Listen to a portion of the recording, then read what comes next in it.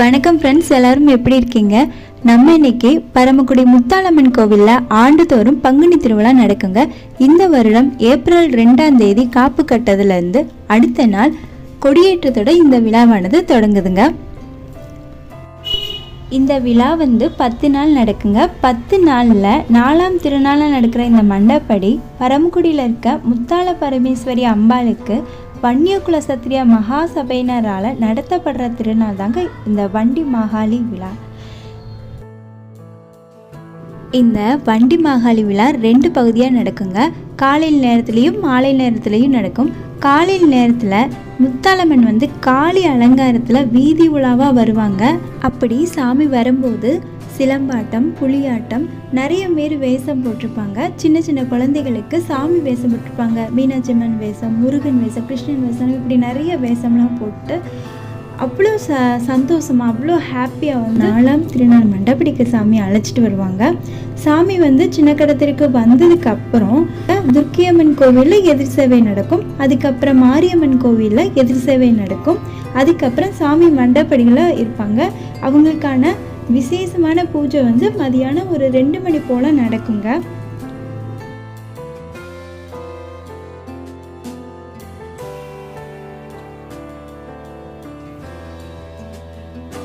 இப்போ முத்தாலம்மன் கருப்பு நிறோட அணிந்து காளி அலங்காரத்தில் நமக்கு காட்சி தராங்க பாருங்க.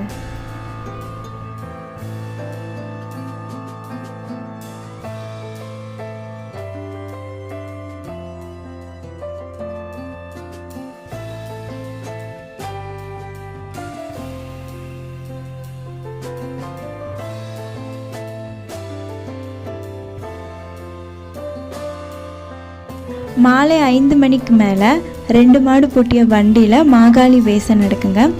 அந்த மாகாளி வேஷம் விட்டு சின்ன கடத்தேரிலேருந்து முத்தாலம்மன் கோயில் போய் சுற்றி சூரசம்ஹாரம் நடக்குங்க.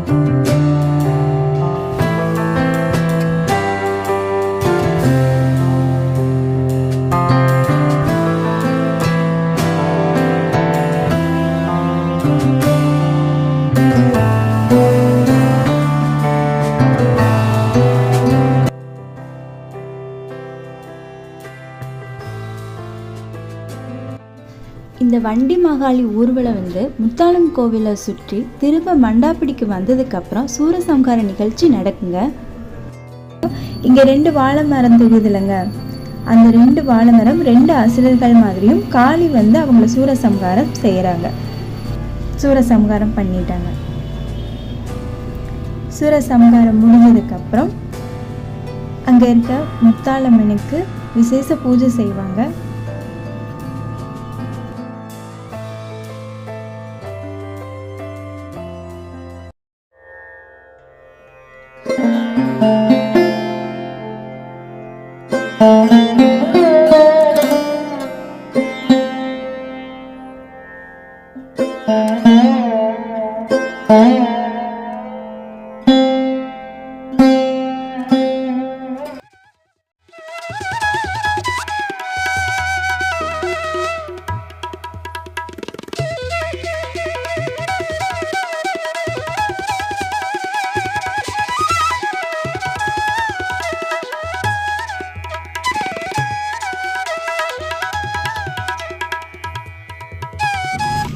இந்த வீடியோ உங்களுக்கு பிடிச்சிருந்தா லைக் பண்ணுங்க, ஷேர் பண்ணுங்க அண்ட் சப்ஸ்கிரைப் பண்ணுங்க.